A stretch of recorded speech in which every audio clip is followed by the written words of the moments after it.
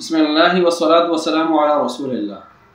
دکانوں اور پلازا وغیرہ پر بنی مسجد کا حکم یہ عام طور پر دیکھنے میں آ رہا ہے کہ بازاروں کے اندر، شہروں میں بہت سارے ایسی دکانیں اور پلازے ہیں کہ جن کے اوپر مسجدیں بنی ہوئی ہیں یا بنا رہے ہیں، تو ان میں باقاعدہ نماز کی ایک ترتیب کی جاتی ہے۔ تو شرعاً ان کا کیا حکم ہوگا؟ آیا یہ شرعی مسجدیں ہو سکتی ہیں؟ جواب یہ ہے کہ یہ شرعی مسجدیں نہیں ہو سکتی۔ یعنی مسجد شرعی تو وہ ہوتی ہے کہ جس کو آپ نے جب وقف کیا ہے تو اس کی زمین نیچے تحت سرا سے اوپر عرش معلیٰ تک ساری کی ساری مسجد کے لیے وقف ہو جاتی ہے۔ اس میں غیر کا ملک قائم نہیں رہتا، ساری وقف ہو جاتی ہے، خالصتاً اللہ کے حق میں چلی جاتی ہے۔ مخلوق کی ملکیت کا سلسلہ اس کے ساتھ قائم نہیں رہنا چاہیے۔ اگرچہ آپ شروع اس پہ نیچے دکانیں بنا رہے ہیں، مارکیٹ بنا رہے ہیں، اوپر مسجد بنا رہے ہیں، وہ الگ بات ہے، لیکن وہ مارکیٹ مسجد تو سارا منافع، سارے پراپرٹی مسجد کیوں نہیں چاہیے؟ لہٰذا نیچے اپنی پراپرٹی، اپنی ملکیت قائم رکھتے ہوئے اوپر مسجد بنانا تو یہ مسجد شرعی نہیں ہوگی۔ ہاں، لوگ اس کو جو ہے شرعی مسجد سمجھتے ہیں، بلکہ بہت سارے علماء بھی اس میں جو ہے غلط فہمی کا شکار ہوتے ہیں یا ہٹ درمی کرتے ہیں۔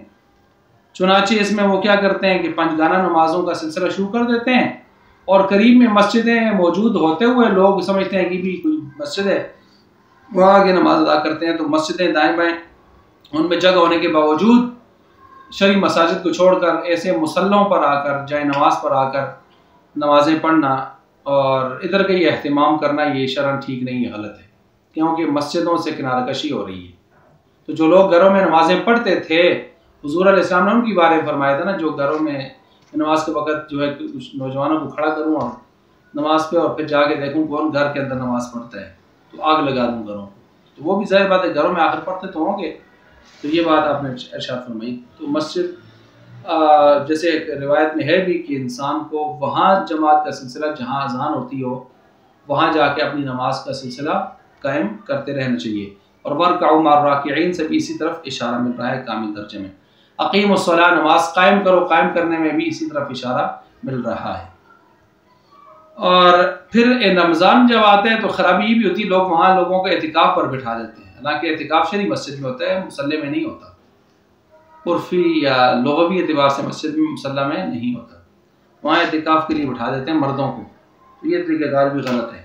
اس لیے المختصر بات یہ ہے کہ یہ ضرورت کے مطابق، اگر کوئی قریب میں مسجد نہیں ہے، لوگ مصلی بناتے ہیں اور نمازیں وہاں پڑھتے ہیں، والا کچھ یہ ترتیب ہے جن کی جیسے نمازیں پڑھ لیتے ہیں، لیکن مستقل اس کو مسجد یا جامع مسجد ڈکلیئر کرتے ہوئے اور وہاں اعتکاف بھی کروائے جائیں اور اس کو باقاعدہ شرعی مسجد کا درجہ دیا جائے اور کہا جائے، تو یہ ترتیب ٹھیک نہیں ہے، کیونکہ نیچے پراپرٹی اگر غیروں کی، یعنی ذاتی پراپرٹی کسی انسان کی قائم ہے، دکانیں، مارکیٹیں ہیں، وہ استعمال کر رہے ہیں کرائے وغیرہ، تو یہ شرعاً مطلب یہ مسجد شرعی نہیں قرار پائے گی، یہ صرف مصلی ہی ہوگا، جائے نماز ہی ہوگی۔